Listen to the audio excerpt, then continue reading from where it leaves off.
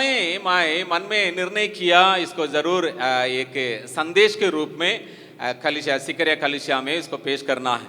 நான் அந்த நேரத்திலே ஒரு இப்படியாக இதயத்தில் நினைத்தேன், இதை கண்டிப்பாக நம்ம சிக்கரியா சபையிலே நான் ஒரு செய்தியாக கொடுக்க வேண்டும் என்று. ताकि हिंदी समझने वाले हमारा भाई लोग बहन लोग भी उन बातों को सुन सकें.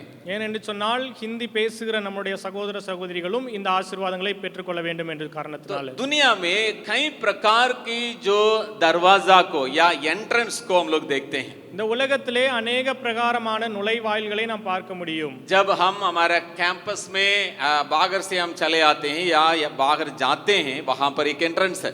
நாம் இந்த கேம்பஸுக்கு ஒருவேளை நாம் கேம்பஸ்ல வெளியில இருந்து உள்ளே வருகிறோம் அல்லது உள்ளே இருந்து வெளியே செல்கிறோம் என்று சொன்னால் அங்க ஒரு நுழைவாயில் உண்டு.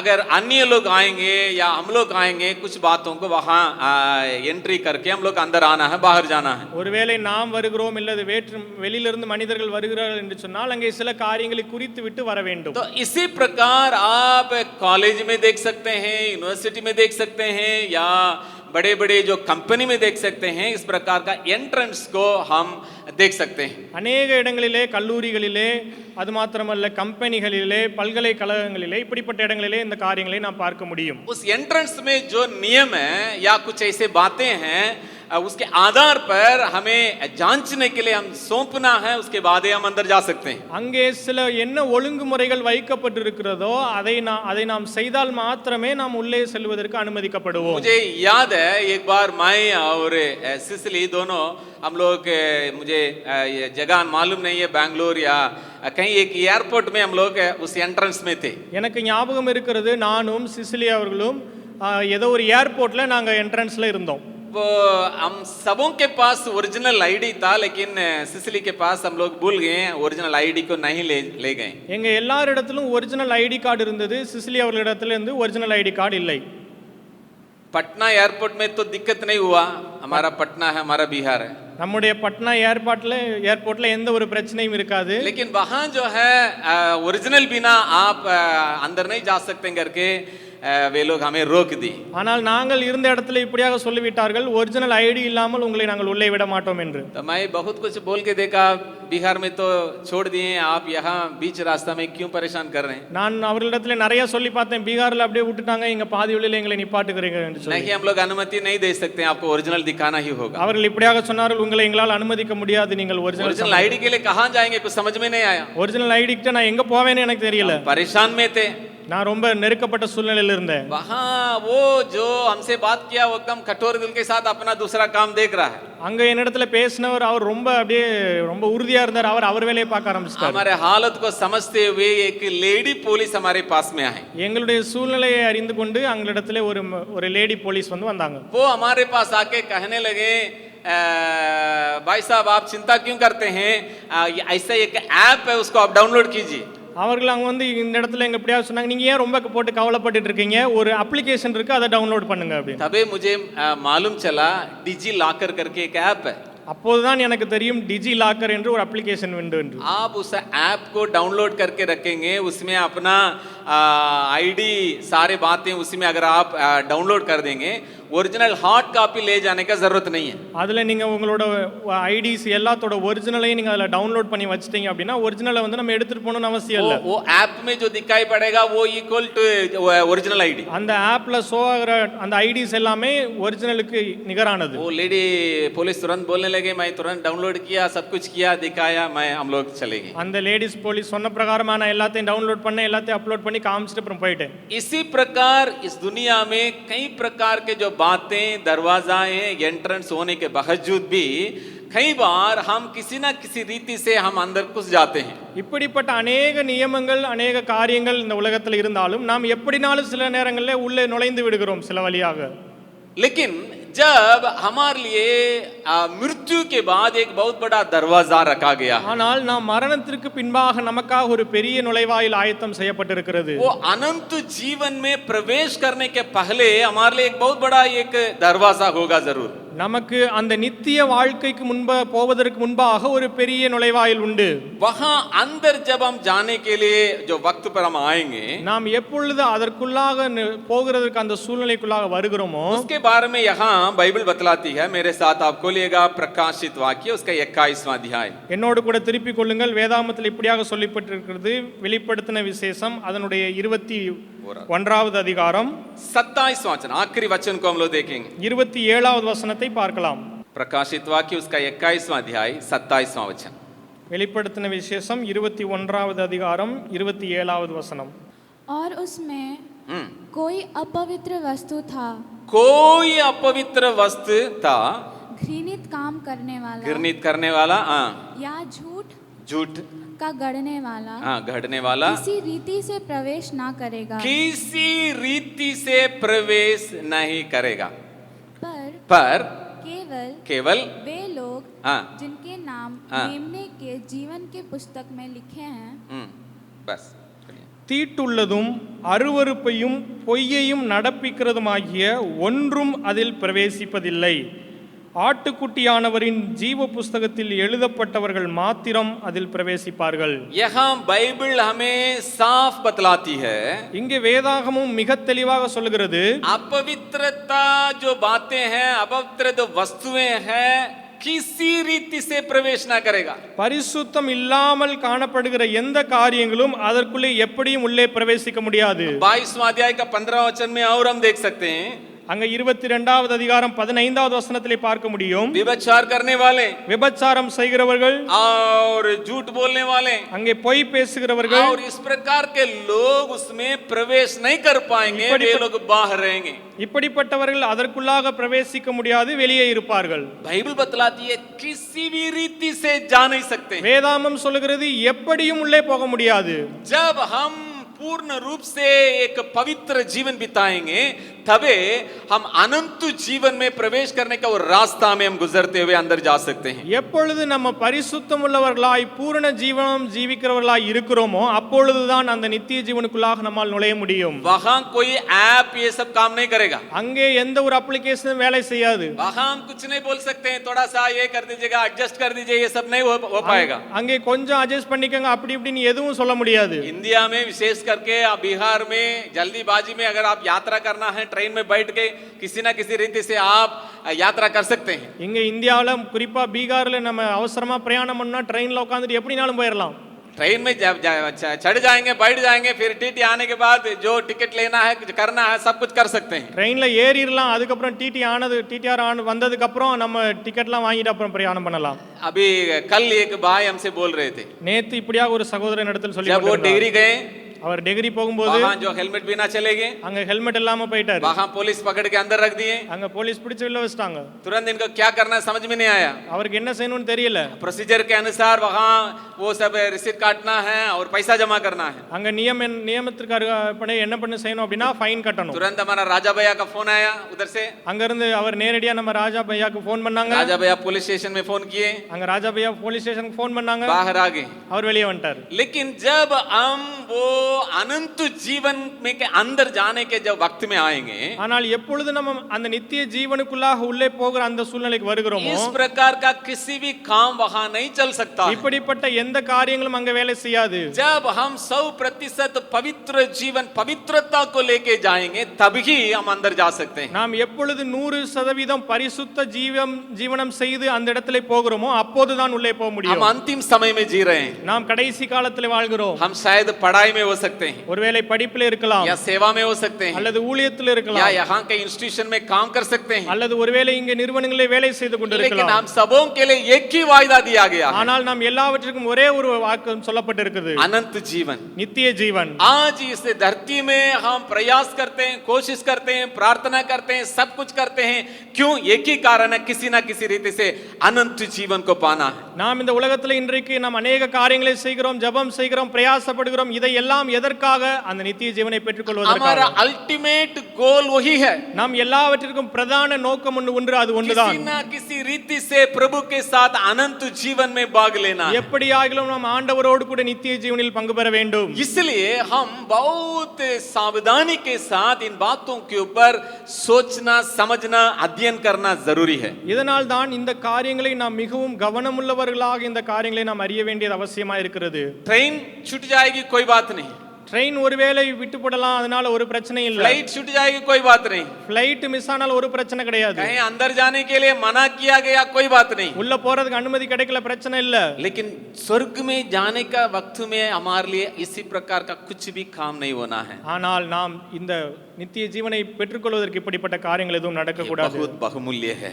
நான் மிகவும் முக்கியமான காரியம். उसी के लिए प्रभु हमें बुलाया, அதற்காக தான் ஆண்டவர் நம்மை उसी அழைத்திருக்கிறார். के लिए प्रभु यीशु मसीह जगत में आया, அதற்காக தான் இயேசு கிறிஸ்து இந்த உலகத்திற்கு வந்தார். आज उसके बारे में हम थोड़ा सा अध्ययन करेंगे। இன்று அந்த காரியங்களை குறித்து நாம கொஞ்சம் பார்ப்போம். मैं संक्षेप में कुछ बातों को आपके बीच में रखने के लिए मैं कोशिश करूंगा। நான் சில காரியங்களை சுருக்கமாக உங்களுக்கு முன்பாக வைக்க விரும்புகிறேன். इसलिए मैं आराधना का कुछ उस भाग को थोड़ा सा मैं ज्यादा लिया। இதனால தான் ஆராதனையிலே அந்த கொஞ்சம் காரியங்களை அதிகமாக எடுத்துக்கொண்டேன். पहले हम देखेंगे एक दृष्टांत में प्रभु क्या कहा है। நாம் முதலாவது பார்க்கிறோம் ஆண்டவர் என்ன சொன்னார் என்று சொல்லி. मत्ती सुसमाचार उसका 25वां अध्याय को हम देखेंगे।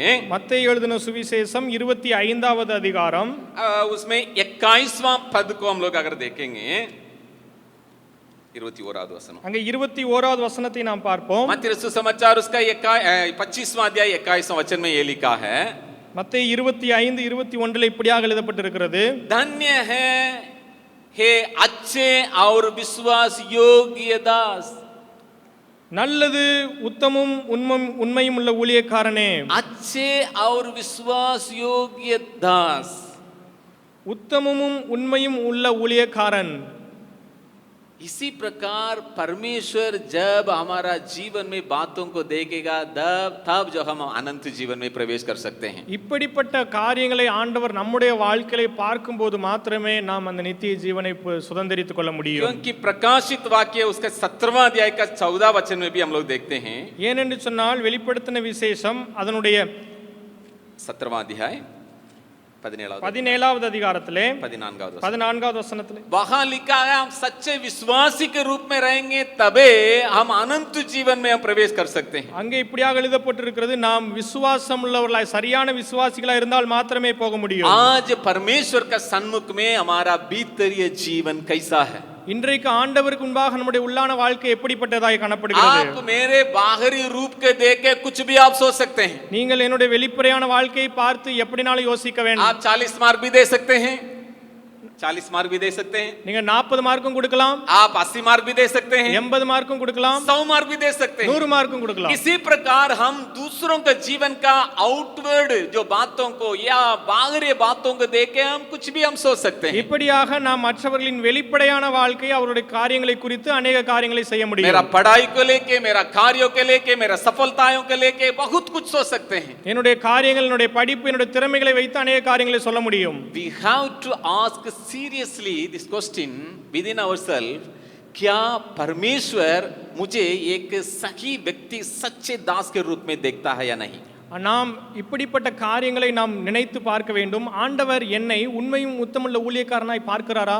मैं फिर से कहने के लिए चाहता हूं, நான் மீண்டுமாக சொல்ல விரும்புகிறேன், हम अंतिम समय में जी रहे हैं। நாம் கடைசி காலத்திலே வாழ்ந்து கொண்டிருக்கிறோம். हमारा सच्चे जो जीवन है, हमारा विश्वासियों के जीवन ही हमें स्वर्ग के अंदर हमें ले जा सकता है।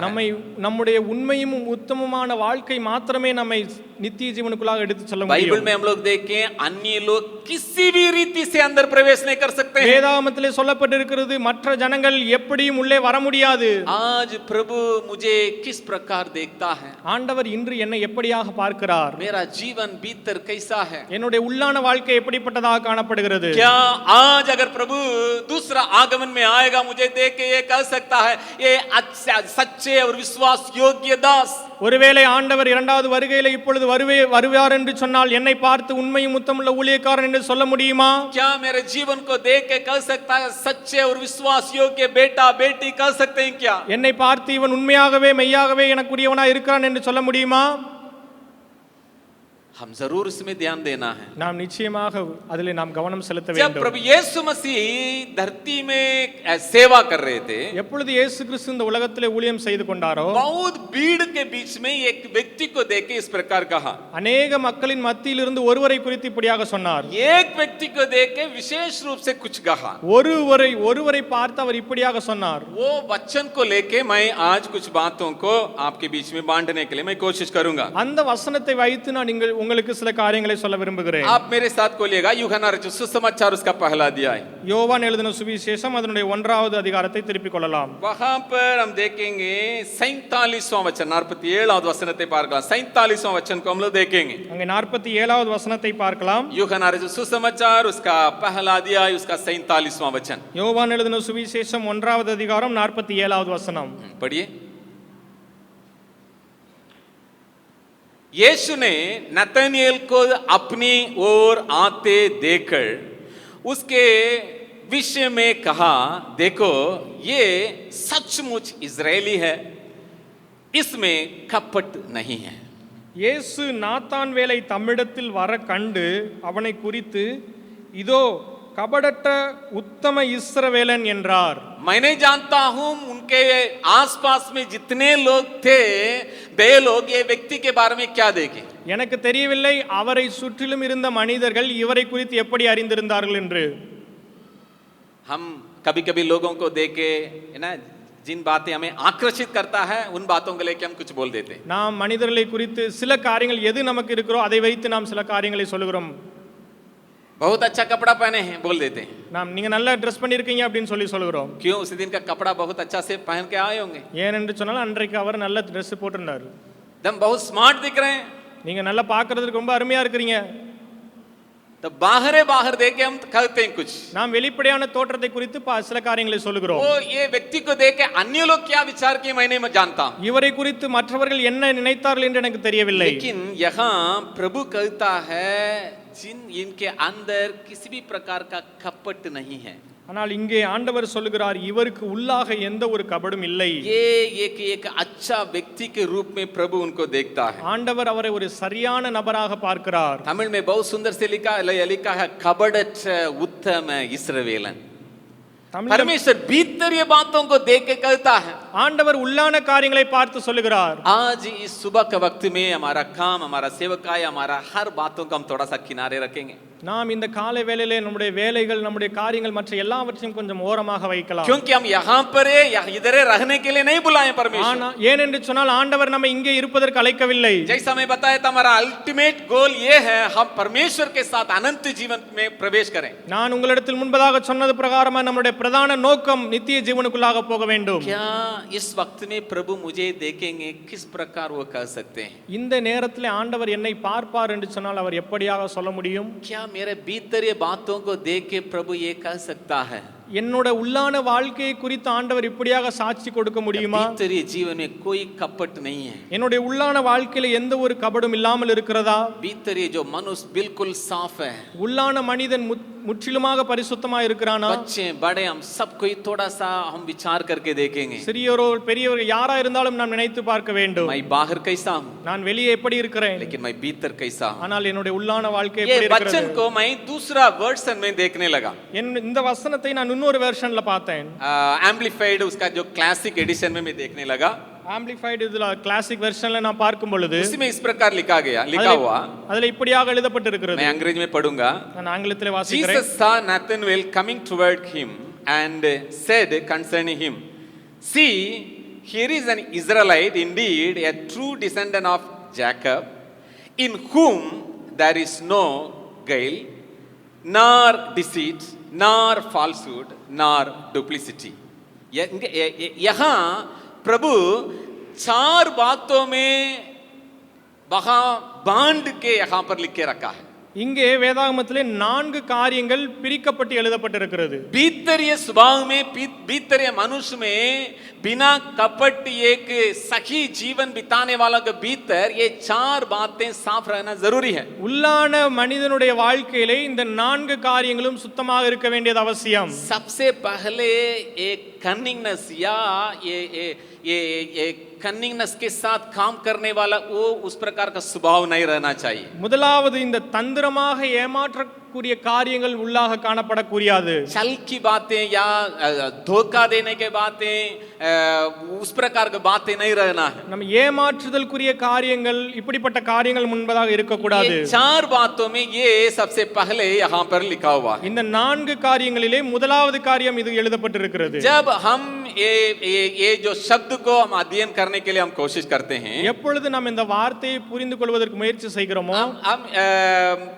योवाब के बारे में हम देख सकते हैं. நாம் யோவாபை குறித்து பார்க்க முடியும். आप दूसरा सामुएल उसका तीसरा अध्याय को खोलिएगा. 2 சாமுவேல் 3வது அதிகாரத்துக்கு நேராக திருப்பிக் கொள்வோம். दूसरा सामुएल उसका तीसरा अध्याय. 2 சாமுவேல் 3வது அதிகாரம். वहां हम योवाब के बारे में हम पढ़ते हैं. அங்கே யோவாபை குறித்து பார்க்க முடியும். योवाब कौन है? யோவாப் யார்? दाऊद का एक बहुत अच्छा सेनापति था. தாவீதினுடைய ஒரு நல்ல சேவகராய் காணப்பட்டார். बहुत अच्छा स्वभाव का था. அவருடைய குணாதிசயம் நன்றாக இருந்தது. राजा के लिए बहुत कुछ युद्ध में अपने आप को सौंपा हुआ व्यक्ति था. ராஜாக்காக யுத்தத்திலே अनेक நேரங்களிலே தன்னை ஒப்பு கொடுத்தார். राजा अगर एक कहेगा उसको किसी भी हालत में पूरा करने वाला था. ராஜா ஒரு வார்த்தை சொன்னார்னா அது எப்படிப்பட்ட சூழ்நிலையா இருந்தாலும் செய்து முடித்து விடுவார். इनको मार डालने के लिए क्या कारण है, क्यों मार डालने के लिए बोल रहे हैं, ये क्या गलती किया, ये तो बहुत अच्छा सेवक है, इस प्रकार पूछने के लिए नहीं चाहा. இவரை கொல்ல வேண்டும் என்று சொன்னால் ஏன் கொல்ல வேண்டும், இவர் என்ன செஞ்சார், என்ன தப்பு செஞ்சார், இப்படி எந்த கேள்வியும் அவர் கேட்க மாட்டார். राजा बोल दिया कर दिया. ராஜா சொல்லிட்டாரா செஞ்சிருவார்.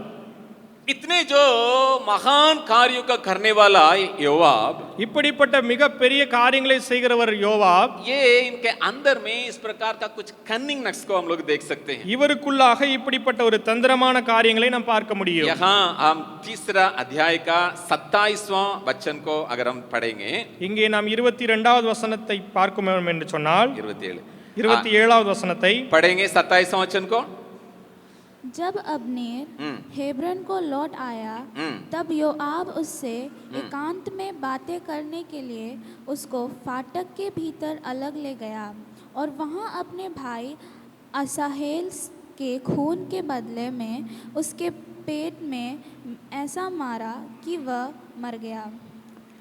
அப்னேர் எப்ரோனுக்கு திருப்பி வருகிற போது யோவாப் அவனோடே ரகசியமாய் பேசுகிறவன் போல அவனை ஒளிமுக வாசலின் நடுவே ஒரு பக்கமாய் அழைத்து போய் தன் தம்பி ஆசகேலுடைய இரத்தப்பழியை வாங்க அங்கே அவனை வயிற்றிலே குத்தி கொன்று போட்டான்.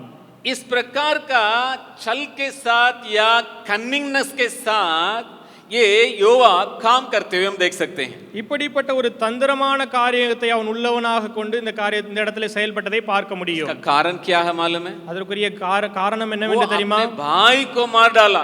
ஏனென்று சொன்னால் அவர் தன்னுடைய சகோதரனை கொன்று விட்டான். पहले जो घटना हुआ वो भीतर में है. இதற்கு முன்பதாக நடந்த காரியம் அவனுக்குள்ளாக இருக்கிறது. उनके अंदर ये क्रोध है. உள்ளுக்குள்ளாக ஒரு விரோதம் காணப்படுகிறது. बदला लेने का गुण है. ஒரு பழிவாங்குதலுக்கு குணாதிசயம் காணப்படுகிறது. किसी रीति से उनका खत्म करने का जो मूर्खता और क्रोध उनके अंदर पाया गया. எப்படியாகிலும் அவனை அழித்து விட வேண்டும் என்று ஒரு விரோதம் அவனுக்குள்ளாக காணப்பட்டது. जब वो अपना शारीरिक इच्छा को, शारीरिक लालसा को, शारीरिक योजना को प्लान करने के लिए आगे बढ़ा, कन्निंगनेस उनके जीवन में काम करने लगा. எப்பொழுது அவன் தனக்குரிய அந்த மாம்சத்துக்குரிய சரீரத்துக்குரிய காரியங்களை நிறைவேற்றுவதற்கு முயற்சி செய்கிறான் அப்பொழுது இந்த காரியம் வெளியே வருகிறது. आज हम परमेश्वर के पीछे पीछे हम चल रहे हैं. இன்றைக்கு நாம் ஆண்டவருக்கு பின்பாக அவரை பின்பற்றி செல்கிறோம். परमेश्वर के साथ साथ चलते हुए हम अनंत जीवन में प्रवेश करने वाले हैं. நாம் அவரோடு கூட நடந்து அந்த நித்திய ஜீவனை சுதந்தரித்துக் கொள்ள இருக்கிறோம். हम पढ़ाई में है, सेवकाई में है, कोई बात नहीं. நீங்கள் ஒருவேளை படித்துக் கொண்டிருக்கலாம், ஊழியத்தில் இருக்கலாம், लेकिन हम धीरे धीरे धीरे प्रभु के साथ अनंत जीवन में प्रवेश करने का काम में हम लोग आगे बढ़ रहे हैं. ஆனால் நாம் மெதுவாக மெதுவாக மெதுவாக அந்த நித்திய ஜீவனை நோக்கி நாம் நடந்து கொண்டு செல்கிறோம். हम हमारा जीवन का थोड़ा सा जांचना जरूरी है. நாம் நம்முடைய வாழ்க்கையை குறித்து நாம் யோசிக்க வேண்டிய क्या அவசியம். मैं ये कन्निंगनेस के साथ मैं काम कर रहा हूँ? நான் இப்படிப்பட்ட தந்திரமான காரியங்களோடு செயல்படுகிறேனா? जब मैं मेरा माँ बाप के साथ बर्ताव करता हूँ, करती हूँ, நான் என்னுடைய தகப்பனார் பெற்றோர்கள் மூலமாக நான் இப்படி जब मेरे आधीन में रहने वाले सेवकों के साथ मैं बर्ताव करता हूँ, நான் என்னோடு கூட ஊழியம் செய்வர்களுக்காக செயல்படும் பொழுது, मेरे डिपार्टमेंट में रहने वाले अन्य सेवकों के साथ मैं बर्ताव करता हूँ, நான் என்னோடு கூட வேலை செய்கிறவர்களுக்காக நான் பழகும் பொழுது, क्या ये कन्निंगनेस मेरे अंदर में है? எனக்குள்ளாக இப்படிப்பட்ட ஒரு தந்திரமான காரியம் உண்டா? हम समझ करके परमेश्वर के ज्ञान बुद्धि के साथ काम करना गलती नहीं है. நாம் புரிந்து கொண்டு நல்ல நாலேஜ் உள்ளவர்களா நம்ம வேலை செய்கிறது அவசியம் இல்லை. परमेश्वर जो बुद्धि दिया है उसे सोच समझ करके करना गलत नहीं है. ஆண்டவர் நமக்கு நல்ல ஞானத்தை கொடுத்திருக்கிறார், அதை வைத்து நாம் வேலை செய்கிறது தவறில்லை. क्या मैं कन्निंगनेस के साथ मैं बात करता हूँ? ஆனால் நான் தந்திரத்தோடு கூட நான் பேசுகிறேனா? कन्निंगनेस के साथ मैं फोन करता हूँ? நான் தந்திரத்தோடு கூட நான் போன் பேசுறேனா? मैं कन्निंगनेस के साथ कुछ टेक्स्ट भेजता हूँ? நான் ஒரு தந்திரமான எண்ணங்களோடு சில மெசேஜ் அனுப்புறேனா? इस प्रकार बात करेंगे उस प्रकार आएगा. ஒருவேளை நான் இப்படி சொன்னால் அப்படி நடக்கும். इस प्रकार बात करेंगे मेरे मम्मी पापा जो है विश्वास कर लेंगे. நான் இப்படி சொன்னேன் என்று சொன்னால் என்னுடைய அம்மா அப்பா அவர்கள் நம்பி விடுவார்கள். इस प्रकार जो है मैसेज भेजेंगे उस प्रकार वो सोच लेंगे. இப்படிப்பட்ட நான் மெசேஜ் அனுப்புனேனா அவங்க அப்படி சோச்சி அவங்க நினைப்பாங்க. परमेश्वर हमारा जीवन को देख के ये नहीं कह सकता है ये सच्चा मेरे दास है. இப்படிப்பட்ட காரியங்கள் நமக்குள்ளாக இருக்கும் என்று சொன்னால் ஆண்டவர் பார்த்து இப்படியா உண்மை முத்தமுள்ள ஊழியக்காரன் சொல்ல முடியாது. नतनएल को देख के कहा उसी प्रकार हमसे नहीं कह सकता है इनके अंदर में कपट नहीं है. நம்முடைய வாழ்க்கையில் இப்படிப்பட்ட காரியங்கள் இருக்கும் என்று சொன்னால் நாத்தான் வேலை பார்த்து சொன்ன மாதிரி நம்மளை பார்த்து சொல்ல முடியாது. हम किस प्रकार हम बना रहे हैं? நாம் எப்படியாக வளர்ந்து வருகிறோம்? किस प्रकार परमेश्वर के लिए बातों में हम आगे बढ़ रहे हैं? நாம் எப்படியாக ஆண்டவருக்குரிய காரியங்களை குறித்து முன்னேறி செல்கிறோம்? आज हम सोचने का दरकार है. நாம் யோசிக்க வேண்டிய நிலையில் இருக்கிறோம் என்று. दाऊद के जीवन में भी उसी प्रकार का काम को हम देख सकते हैं. தாவீதுடைய வாழ்க்கையிலும் அப்படிப்பட்ட காரியம் நடந்தது. शारीरिक अभिलाषा को पूरा करने का जगह में आ गया. அவர் தன்னுடைய மாம்சத்தினுடைய காரியங்களை நிறைவேற்றுவதற்கு இறங்கி விட்டார். मन में कुछ बातें आ गया. மனசுல எண்ணங்கள் வந்து விட்டது. दूसरा औरत को देख लिया. மற்றவனுடைய மனைவியை பார்த்து விட்டான். अपनाने के लिए कोशिश किया. அதை தனக்காக சொந்தமாக்கிக் கொள்ள நினைத்தார். गलती हो गया. தவறு நடந்து விட்டது. अभी जो है किसी तरह किसको बंद करना है. இப்ப எப்படினாலும் அதை அப்படியே மூடி மறைச்சிரணும். बहुत सावधानी के साथ कन्निंगनेस के साथ उरिया को बुला के बातचीत कर रहा है. அங்க ரொம்ப தந்திரமா அந்த உரியாவை கூப்பிட்டு பேசுகிறார். जरूर बोले होंगे तो कम लिखा है बाइबल में लेकिन जरूर बोले होंगे कितना दिन वहां युद्ध के मैदान में झगड़ा करते हो. அங்க வேதாமத்துல கம்மியா போட்டிருக்கு. ஒருவேளை கண்டிப்பா சொல்லியிருப்பாரு எவ்வளவு நாள் நீ வந்து அங்க சண்டை போட்ட. आपके ऊपर मेरा विशेष ध्यान है. உனக்கு மேல என்னோட ஒரு விசேஷித்த பார்வை உண்டு. बहुत सेवक लोग है लेकिन आपके ऊपर मेरे लिए बहुत एकदम ध्यान है मेरा नजर है. अनेक போர் வீரர்கள் உண்டு ஆனால் உன் மேல எனக்கு நல்ல கரிசனை உண்டு. इसलिए मैं आपको बुलाया. இதனால தான் உன்னை நான் கூப்பிட்டேன். इसलिए मैं आपको हालचाल पूछने के लिए बुलाया. இதனால தான் உன்னை பாராட்டுறதுக்கு நான் உன்னை கூப்பிட்டேன். आप घर में जाके आराम कीजिए. நீ வந்து வீட்ல போய் கொஞ்சம் ரெஸ்ட் எடு. आप अपने परिवार के साथ आप वहां रहिए. நீ உன்னோட குடும்பத்தோடு கொஞ்சம் நேரம் செலவிடு. कन्निंगनेस அந்த தந்திரமான உள்ள காரியம் शब्दों में बातों में बर्ताव में प्रकट हो रहा है. அந்த வார்த்தையிலே அவனுடைய செயல்களிலே எல்லாவற்றிலும் வெளிப்படுகிறது. आज प्रभु हमें सहायता करने पाए. ஆண்டவர் நமக்கு கிருபை தருவாராக. हम आज किस प्रकार बर्ताव करते हैं? நாம் இன்றைக்கு எப்படியாக நாம் செயல்படுகிறோம்? हमारे दोस्तों के बीच में किस प्रकार बर्ताव करते हैं? நாம் நம்முடைய நண்பர்களுக்குள்ளாக எப்படியாக பேசுகிறோம்? बाहरी रूप को देख के लोग कुछ ना कुछ सर्टिफिकेट दे सकते हैं. வெளிப்படையான காரியங்களை குறித்து மனிதர்கள் எப்படினாலும் நமக்கு சர்டிபிகேட் கொடுக்க முடியும். लेकिन ओरिजिनल सर्टिफिकेट प्रभु देना है. ஆனால் ஒரிஜினல் சர்டிபிகேட் ஆண்டவர் மாத்திரமே தர முடியும். भीतर ये बातों को देख के प्रभु हमें बताना है. நம்முடைய உள்ளான காரியங்களை பார்த்தவர் நம்ம சொல்ல வேண்டும். हम किसी भी रीति से कुछ ना कुछ करना ही है करके हम काम नहीं कर सकते. நாம் எப்படினாலும் ஏதாவது செஞ்சிரணும் அப்படின்ற காரியங்களுக்காக நாம் செய்யக்கூடாது. हम किस प्रकार बना रहे हैं? நாம் எப்படியாக வளர்ந்து வருகிறோம்? किस प्रकार हम बातें कर रहे हैं? நாம் எப்படியாக பேசுகிறோம்? पुराना एक गीत इस प्रकार का है. ஒரு பழைய பாடல் இப்படியாக உண்டு. பாவமாம் மணலால் கட்டப்பட்ட பற்பல வீடுகள் வீழ்ந்திடுமே. பாவமாம் மணலால் கட்டப்பட்ட பற்பல வீடுகள் வீழ்ந்திடுமே. ஆவலா இயேசுவின் வார்த்தை கேட்போம்.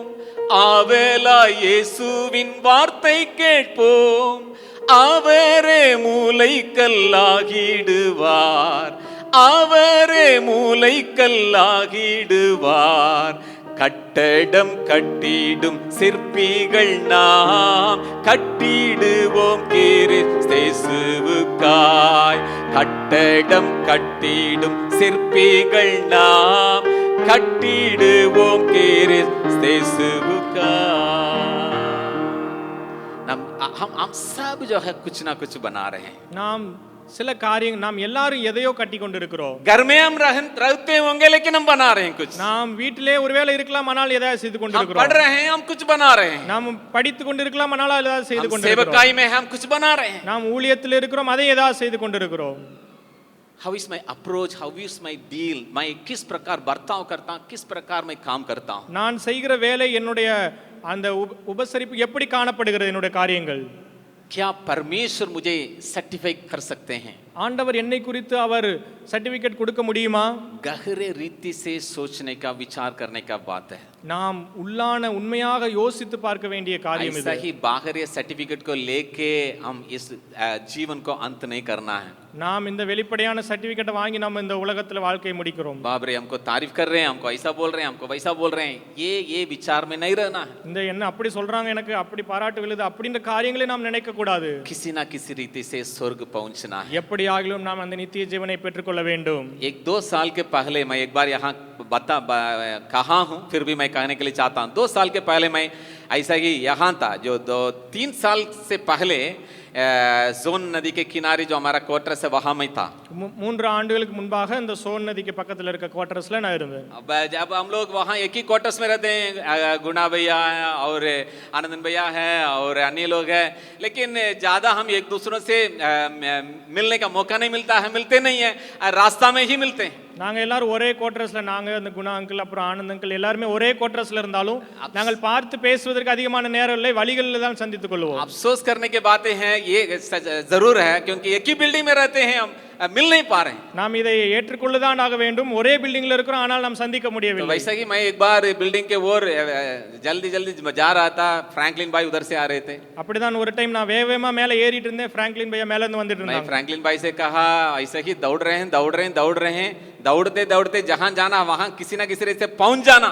நாம் இப்படியாக ஓடுகிறோம், ஓடி எப்படியாவது நாம் சேர வேண்டிய இடத்துல சேர்ந்து விட मैं வேண்டும். हंसते बोला, நான் சிரித்து கொண்டே சொன்னேன், हम दौड़ रहे हैं, ये कर रहे हैं, वो कर रहे हैं, ये कर रहे हैं, वो छुट्टा नहीं चाहिए. நாம் ஓடுறோம், உடையாரும் எல்லாம் செய்யறோம், ஆனால் அது விட்டு விடக்கூடாது. व्यस्त है, काम कर रहे हैं, सेवा कर रहे हैं, वो छुटना नहीं चाहिए. பிஸியா இருக்கும், வேலை செய்யறோம், ஆனால் அது விட்டு விடக்கூடாது. 3 दिन के बाद हमसे मिले. 3 நாளைக்கு பின்பாரு என்னிடம் आप तो சந்தித்தார். ऐसा ही रास्ता में बोल के चले गए, நீ அப்படியே வழியில என்று சொல்லிட்டு போயிட்டீங்க, मुझे नींद नहीं आ रहा है. எனக்கு தூக்கம் வரல. आप सही बोले हैं, நீங்க சரியான விஷயத்தை சொன்னீங்க, आप सही बोले हैं. நீங்க சரியா சொன்னீங்க. हम उस ध्यान में रहना है, நாம் அந்த எண்ணத்துல இருக்கிறவர்களாய் காணப்பட किसी ना வேண்டும். किसी रीति से स्वर्ग पहुंचना है. நாம் எப்படி ஆயிலும் அந்த நித்திய ஜீவனை பெற்றுக்கொள்ள வேண்டும். दूसरा और एक शब्द को वहां पर हम देख सकते हैं. இரண்டாவது அங்க இன்னொரு வார்த்தை சொல்லப்பட்டிருக்கிறது. वहां डिसीटफुल के बारे में वहां पर लिखा गया है. அங்கே வஞ்சகத்தை குறித்து சொல்லப்பட்டிருக்கிறது. वो मने मन कुछ ऐसा, कुछ कपटी बातें हैं, कुछ ऐसे बातें हैं, उसको मन में रख के कार्य करना. அங்கே மனதுக்குள்ள சில காரியங்களை அப்படியே உள்ள வச்சுக்கிட்டே இருந்து அதுக்கு வேலை பார்த்துட்டு இருக்காரு. यहाँ हम ये डिसीटफुल के बारे में जब भी हम सोचते हैं, डिसीवर हमें याद आता है, शैतान. நம்ம எப்பொழுது பிசாசு வருகிறதோ அப்போதுதான் இந்த காரியங்களை நாம் वो யோசிக்கிறோம். उत्पत्ति की किताब उसका 3रा अध्याय में हम देखते हैं किस प्रकार ये शैतान जो है वो काम किया और आदम और हव्वा के जीवन में. எப்பொழுது இந்த ஆதியாகமம் 3வது அதிகாரத்துல பிசாசு வந்து எப்படி அங்க வஞ்சகமா செயல்பட்டு அவர்களிடத்துல செஞ்சானோ அதுதான் நமக்கு ஞாபகம் வருகிறது. वो बहुत सुंदर ढंग से एक है ना एक डिसीव करने का काम को किया. அங்கே ஒரு நல்ல ஒரு கார சூழ்நிலையை அவன் உண்டாக்கி ஈஸியா ஒரு வஞ்சக சூழ்நிலையை உருவாக்கி ஏமாற்றுகிறான். इसका मतलब उनके अंदर में एक दूसरा एजेंडा था. இதற்குரிய அர்த்தம் என்னவென்று சொன்னால் உள்ளான காரியம் வேறு. किसी ना किसी रीति से परमेश्वर से इन दोनों को अलग करना है. எப்படினாலும் இந்த ரெண்டு பேரையும் ஆண்டவரிடத்திலிருந்து பிரித்து விட வேண்டும். भीतरी एजेंडा दूसरा है, உள்ளான அந்த காரியம் வேறு, लेकिन बाहरी एजेंडा दिखाई पड़ रहा है. इन दोनों को प्रति बहुत एकदम प्रेम के साथ बातें कर रहे हैं. ஆனால் வெளிப்படையாக இப்படியாக தோன்றுகிறது இந்த ரெண்டு பேர் மேல அப்படியே ரொம்ப அக்கறையா செயல்படுற மாதிரி. नहीं आप लोग भी परमेश्वर बन जाएंगे. ஆனா நீங்க இல்ல, அப்படிலாம் இல்ல, நீங்களும் ஆண்டவர மாதிரி ஆயிருவீங்க. आप लोग मरेंगे नहीं, நீங்க சாகல மாட்டீங்க, आप भी परमेश्वर के समान बन जाएंगे. நீங்களும் ஆண்டவர மாதிரி ஆயிருவீங்க. लेकिन भीतर एजेंडा क्या है? ஆனால் உள்ளான அந்த காரியம் என்ன? परमेश्वर से अलग करना. ஆண்டவரிடத்திலிருந்து இவர்களை பிரித்து விட வேண்டும். बाहर दिखाई नहीं पड़ा, வெளியே தெரியவில்லை.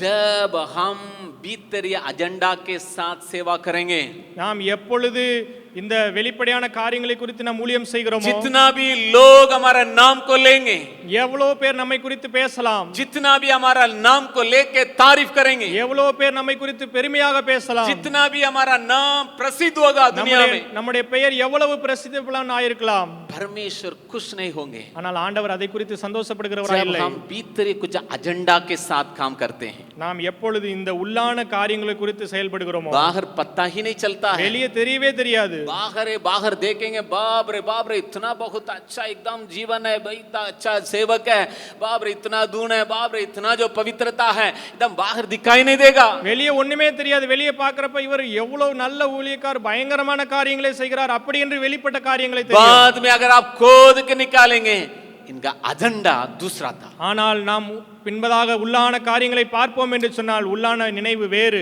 हम बहुत सावधान रहने का दरकार நாம் है, மிகவும் இதை காரியங்களை கவனம் கொள்ள வேண்டும். क्योंकि हम सबको ही हम परमेश्वर का जो पवित्र रास्ता में है, ஏனென்று சொன்னால் நீங்களும் நானும் எல்லாரும் ஆண்டவர் அந்த பரிசுத்த பாதையிலே நாம் சென்று हम கொண்டிருக்கிறோம். स्वर्ग जाने का रास्ता में है, நாம் அந்த நித்திய ஜீவனுக்குரிய பாதையிலே சென்று हम கொண்டிருக்கிறோம். अनंत जीवन के ओर जब हम आगे बढ़ रहे हैं, நாம் அந்த நித்திய ஜீவனை நோக்கி சென்று கொண்டிருக்கிறோம். हमारा भीतर में दूसरा एजेंडा नहीं होना चाहिए. நமக்குள்ளான அந்த இன்னொரு காரியம் செயல்படக்கூடாது.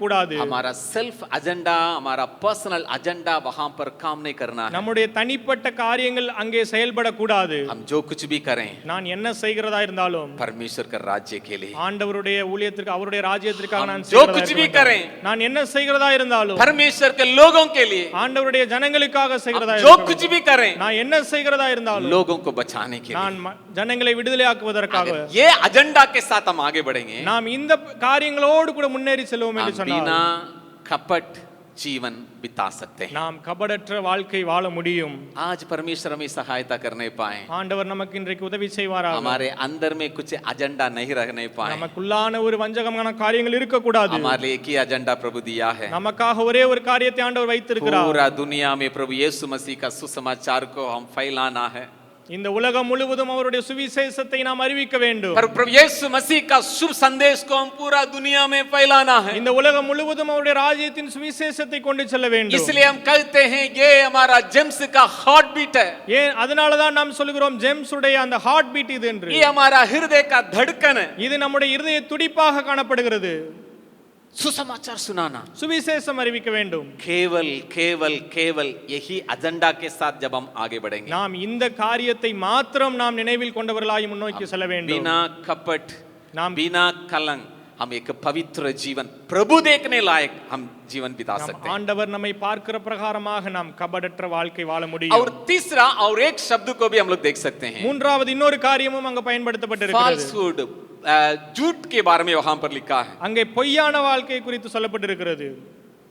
इन सारे बातें मिलके ही प्रभु के नजर में हमें पवित्र व्यक्ति के रूप में खड़ा कर सकता है. இவை எல்லாம் இணைந்து தான் நம்மை ஆண்டவருக்கு முன்பாக ஒரு பரிசுத்தமுள்ள பகுதியாக காட்ட முடியும். प्रेरितों के काम इसका 5वां अध्याय में जब हम देखते हैं, அப்போஸ்தலர் நடபடிகள் அதனுடைய 5வது அதிகாரத்தை நாம் பார்க்கும் பொழுது वहां एक परिवार को हम देखते हैं, அங்கே ஒரு குடும்பத்தை பார்க்க முடியும். वहां वे लोग झूठ बोलते हुए वहां परमेश्वर के द्वारा दंड को पाए.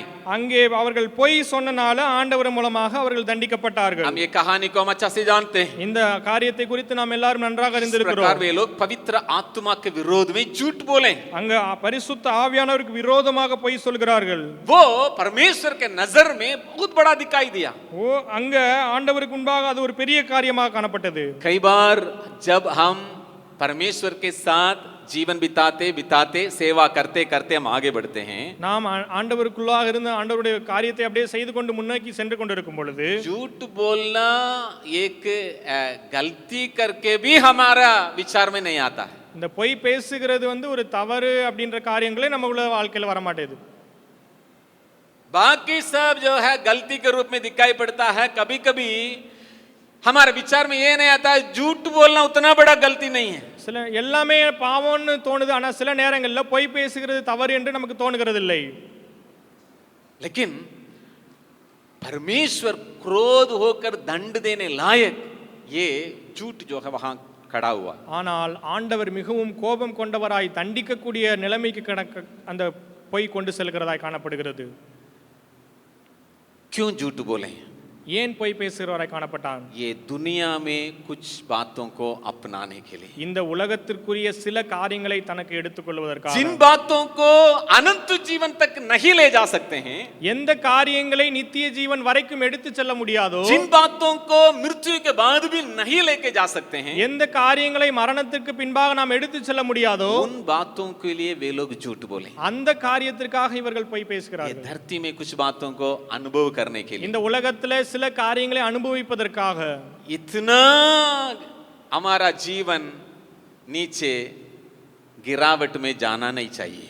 இந்த அளவுக்கு ஒரு கீழ்த்தரமான நம்முடைய வாழ்க்கை போகக்கூடாது. हम जब परमेश्वर के जो परमेश्वर के साथ हम जीवन बिता रहे हैं, நாம் ஆண்டவரோடு கூட நடக்கிற அனுபவத்தை நாம் வைத்திருக்கிறோம். पवित्र परमेश्वर का आराधना करते हैं, அந்த பரிசுத்த ஆவியானவர் ஆண்டவரை நாம் हम ஆராதிக்கிறோம். कहते हैं जीवित हैं परमेश्वर का सेवा करने वाले सेवकों का झुंड है करके, நாம் சொல்லுகிறோம் ஜீவனுள்ள தேவனை ஆராதிக்கிறவர்களுடைய ஊழியக்காரர்களாய் இருக்கிறோம். इतना नीचे नहीं जाना चाहिए। இவ்வளவு கீழே நம்ம போக கூடாது. एक बार एक, दूसरा बार दूसरा, ये झूठ की बातें हमारे अंदर में नहीं निकलना ஒரு चाहिए। முறை இப்படியாக மறுமுறை இன்னொரு முறை இப்படிப்பட்ட பொய்யான காரியங்கள் நம்முடைய வாழ்க்கையில இருக்க கூடாது. अगर आप उसको खोद के देखेंगे, அந்த காரியத்தை நாம் உள்ளாக பார்க்கும் பொழுது यहाँ ये पृथ्वी में कुछ बातों को अनुभव करने के இந்த लिए, உலகத்துல சில காரியங்களை அனுபவிப்பதற்காக आप एक साधारण बात में भी देख सकते हैं। இந்த சாதாரண விஷயத்திலே கூட பார்க்க முடியும். अभी नया नया टीबीसी के भाई लोग आए हैं, இந்த புதிய புதிய டிபிசி பசங்க வந்திருக்காங்க. तो मुझे पुराना याद आता है। எனக்கு பழைய ஞாபகங்கள் मैं வருகிறது. भी 8 साल टीबीसी में था, நான் 8 வருஷம் டிபிசில இருந்தேன். तो नया नया में बहुत कुछ है ना मिलता है भाइयों से। இந்த புதுசா வரும்போது நிறைய காரியங்கள் கிடைக்கும். हम लोग कहते हैं मोबाइल नहीं रखना है, மொபைல் வைக்க கூடாதுன்னு சொல்லுவோம். लेकिन कुछ ना कुछ जो है कहीं ना कहीं होगा। ஆனால் சில காரியங்கள் எங்கேயாவது அப்படியே இருக்கும். अभी अभी जो है सेट जो है बैच बहुत अच्छे लग रहे हैं आप लोग। இப்பொழுது இருக்கிறவர்கள் மிகவும் அருமையானவர்கள். आप लोग झूठ नहीं बोलते हैं, இப்பொழுது பொய் आप लोग பேசுகிறவர்கள் बहुत अच्छे हैं। நல்ல ஸ்டூடண்ட்ஸ். लेकिन उन दिनों में हम लोग कभी कभी ऐसा भाइयों से हम लोग निकाले हैं, ஆனால் அன்றைய நாட்களிலே சில காரியங்கள் இப்படியா நாங்கள் எடுப்போம். और रवि के साथ बहुत काम किया। और रवि भैया के साथ நிறைய வேலைகள் செஞ்சிருக்காங்க. क्यों झूठ बोलते हैं? ஏன் பொய் பேசுறாங்க? थोड़ा सा यहाँ अनुभव करने के लिए, இங்க சின்னதா இதை நம்ம யூஸ் பண்றதுக்கு, थोड़ा सा कुछ बातों का अनुभव करने के लिए, சில காரியங்களை அப்படியே லைட்டா அனுபவி, थोड़ा सा कुछ करने के लिए சில காரியங்களை கொஞ்சம் செய்யறதுக்கு. मम्मी से झूठ बोलते हैं, அம்மாவிடத்துல பொய் பேசுகிறோம், इंचार्ज से झूठ बोलते हैं, மத்தவங்களிடத்துல பொய் பேசுகிறோம், वार्डन से झूठ बोलते हैं, வார்டன்ட்ட பொய் பேசுறோம், और ऊपर के जो अधिकारी लोगों से झूठ बोलते हैं। நமக்கு மேல இருக்க தலைவர்களிடத்துல ये பொய் तो பேசுறோம். हम लोगों को पता नहीं चलता है, ये झूठ जो है बहुत बड़ा पाप है, இந்த நாம் சொல்லுகிற இந்த பொய் வந்து ஒரு பெரிய பொய்ன்னு நமக்கு தெரியறதே இல்ல. क्योंकि आदत हो गया। ஏன்னா பழகிருச்சு. दूसरा और कुछ नहीं है, कुछ अनुभव करने के लिए पृथ्वी में। இரண்டாவது இந்த உலகத்திலுடைய காரியங்களை அனுபவிப்பதற்காக प्रभु हमें सहायता करने पाए, ஆண்டவர் நமக்கு கிருபை தருவாராக. ये झूठ की बातें हमारे जीवन में नहीं रहने पाए। இந்த பொய்க்குரிய காரியங்கள் நம்முடைய வாழ்க்கையில் இல்லாமல் இருப்பதாக. क्यों ये 4 बातों में ये भी लिखा गया है? ஏன் இந்த 4 காரியங்களில் இதுவும் எழுதப்பட்டிருக்கிறது? अगर आप प्रकाशित वाक्य उसका आखिरी अध्याय में देखेंगे, வெளிப்படுத்தின விசேஷம் அதனுடைய லாஸ்ட் அதிகாரத்தில் நாம் பார்ப்போம் ये என்றால் झूठ बोलने वाले भी, व्यभिचार करने वाले, कुकर्म करने वाले, हत्या करने वाले, वो झुंड में आते हैं। இந்த பொய் பேசுகிறவர்களும் விபச்சாரம் செய்கிறவர்கள் கொலை பண்ணுகிறவர்கள் இந்த கூட்டத்தோடு வருகிறார்கள். आप आखिरी अध्याय का 15वां वचन को अगर आप देखेंगे, இந்த லாஸ்ட் அதிகாரம் 15வது வசனத்திலே பார்ப்போம் என்று சொன்னால் झूठ बोलने वाले भी ये झुंड में आते हैं। அங்கே பொய் பேசுகிறவர்களும் இந்த கூட்டத்தோடு இருக்கிறார்கள். इसलिए हम इसको हल्का नहीं ले सकते हैं। இதனால தான் நம்ம அதை சாதாரணமாக எடுக்க கூடாது. आज परमेश्वर को उपस्थिति में एक निर्णय में आएंगे। இன்றைக்கு ஆண்டவருடைய சமூகத்தில் நாம் ஒரு தீர்மானம் எடுப்போம். प्रभु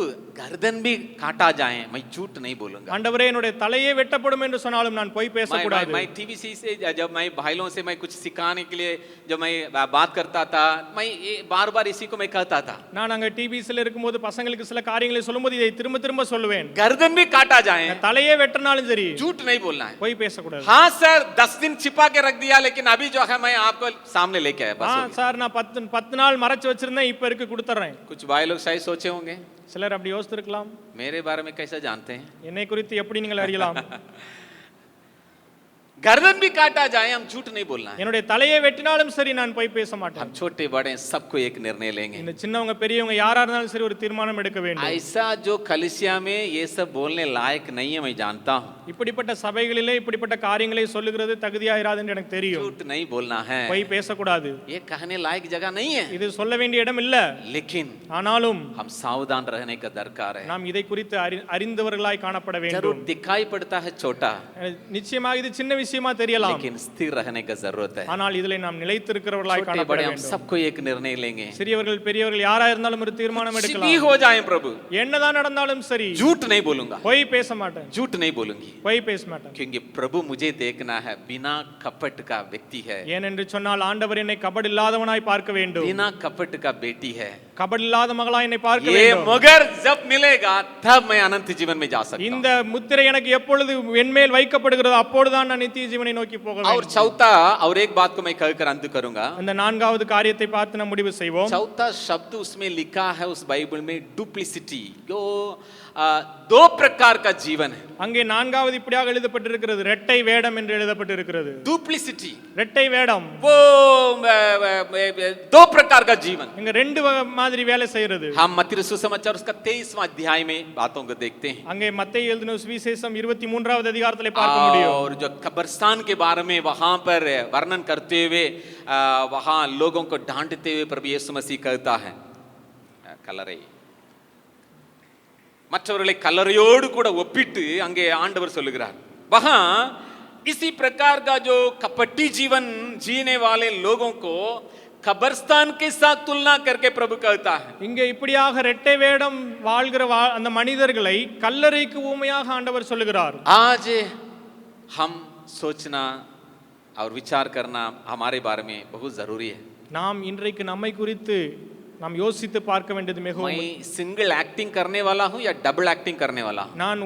நான் ஒரு வேடம் தரிக்கிறவனாய் இருக்கிறேனா, ரெண்டு வேடம் தரிக்கிறவனாய் இருக்கிறேனா? जब अकेले आईना के सामने रहेंगे हमारा चेहरा देख के पूछने का जरूरत है. நாம் தனிமையாக கண்ணாடி முன்பாக நின்று நாம் இந்த கேள்வியை கேட்க வேண்டியது அவசியம். जब आप हॉस्टल में जाएंगे, जब आईना के सामने रहेंगे पूछने का जरूरत है. நம்ம ஹாஸ்டல் போகும்போது கண்ணாடியை பார்த்து இந்த கேள்வியை கேட்க வேண்டியது जैसा அவசியம். मुझे अन्य लोग देखते हैं उसी प्रकार जीवन है, या भीतर मैं दूसरा भी एक एक्टिंग करने वाला हूं. மனிதர்கள் என்னை பார்க்கும் பொழுது நான் எப்படியாக வாழ்கிறேனா அப்படி வாழ்கிறேனா அல்லது அதற்கு பின்பாக வேற ஒரு வாழ்க்கை இருக்கிறதா? कैंपस में चल सकता है, இந்த கேம்பஸ்ல நடக்கலாம், संस्था में चल सकता है, இந்த ஒருவேளை ஸ்தாபனத்துல நடக்கலாம், दुनिया में चल सकता இந்த है, உலகத்துல நடக்கலாம், हॉस्टल में चल सकता है, ஹாஸ்டல்லையும் நடக்கலாம், आपका घर में भी चल सकता है, வீட்லயும் நடக்கலாம். लेकिन वही नहीं चलेगा. ஆனால் அங்க நடக்காது. प्रभु ऐसा देखेगा, ஆண்டவர் அப்படி பார்ப்பார் நம்மளை. हमारा भीतर हर बातों को वो एकदम स्कैनिंग करेगा. அங்க நம்முடைய உள்ளான காரியங்களை முழுவதுமாக அவர் வெளிமாக क्या பார்ப்பார். मैं दो प्रकार का जीवन में बिताता हूँ? நான் இரட்டை வேடம் தரிக்கிறவனாய் வாழ்கிறேனா? पिछले दिनों में कई जो सेवकों के बारे में दक्षिण से कुछ बातें हमें मिला. நான் கடந்த நாட்களிலே அந்த தென்னிந்தியாவில் குறித்து अनेक ஊழியக்குரிய காரியங்களை குறித்து उसमें நான் கேள்விப்பட்டேன். एक बात ये है, அங்க இதுல ஒரு விஷயம் இதுவாக இருந்தது. एक यूथ लीडर है, ஒரு வாலிப ஊழியத்தினுடைய தலைவர், वो आदमी है, அவர் ஒரு நபர், वो सेवक भाई है, அவர் ஒரு ஊழியம் செய்கிறவர். बड़ा चर्च का यूथ विंग का इंचार्ज है. அங்க வந்து ஒரு பெரிய சபையில யூத் மினிஸ்ட்ரியோட இன்சார்ஜ். वहां का एक जवान को बार बार परेशान कर रहा होमोसेक्सुअल के लिए. அங்க இருக்கிற ஒரு வாலிப சகோதரனை அவர் அந்த ஓரின சேர்க்கைக்காக அவர் ரொம்ப தொந்தரவு பண்ணுகிறார். वो मेरा एक दोस्त है चेन्नई में, उनको फोन करके रो रहा, मुझे क्या करना समझ में नहीं आ रहा, हमेशा हमें परेशान करते हैं. அந்த வாலிபன் என்னுடைய ஃப்ரெண்ட் சென்னையில இருக்க ஒருத்தருக்கு ஃபோன் பண்ணி அவர் ரொம்ப அழுகிறார், என்ன பண்றேன்னு தெரியல. लेकिन जब जवान लोग के बीच में आएंगे, ஆனால் எப்பொழுது அவர் வாலிபருக்கு முன்பாக வருகிறாரோ, चर्च के सामने आएंगे, சர்ச்சில் முன்னாடி வருகிறாரோ, praise the Lord, praise the Lord, उसका टोन अलग रहेगा. அந்த டோனே வித்தியாசமா இருக்கும்.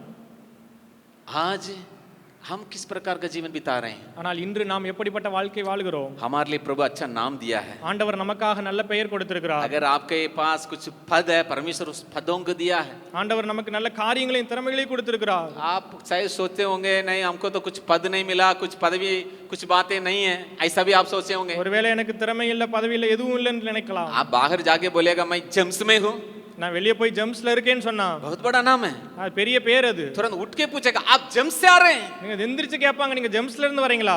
हम किस प्रकार का जीवन बिता रहे हैं? நாம் எப்படிப்பட்ட வாழ்க்கை வாழுகிறோம்? परमेश्वर हमारे ऊपर दया करने पाए। ஆண்டவர் நமக்கு கிருபை செய்வாராக. नतनएल को परमेश्वर देखा ஆண்டவர் நாத்தான்வேலை பார்த்தார். जिसमें कोई कपट नहीं है, யார் அவனிடத்தில் ஒரு கபடும் இல்லாமல் இருந்தது. छल की बातें या धोखा देने के बातें जिसमें नहीं है वैसा बोले। அவரிடத்தில் தந்திரமாக ஏமாற்றுகிற காரியங்கள் வஞ்சக காரியங்கள் எதுவும் இல்லை. वो कपट की कुछ ऐसे बातें उनके अंदर में नहीं है। அவருக்குள்ள அந்த கபடான காரியங்கள் ஒன்றுமே இல்லை. कोई झूठ बोल के काम चलाने का बातें नहीं அங்க है। போய் பேசி வேலை செய்கிற காரியங்கள் ஒன்றும் இல்லை. और दो प्रकार का जीवन उनके अंदर में नहीं है। அங்க ரெட்டை வேடுகிற தரிக்கிற அந்த வேலையும் இல்லை அவரிடத்தில். हम प्रभु से प्रार्थना करने जा रहे हैं। நம்ம ஆண்டவரிடத்தில் ஜெபிக்க போகிறோம். हम सबको आंखों को बंद करके हम प्रार्थना करेंगे। நாம் யாவரும் இருக்கிற இடத்துல கண்களை மூடி ஜெபிப்போம்.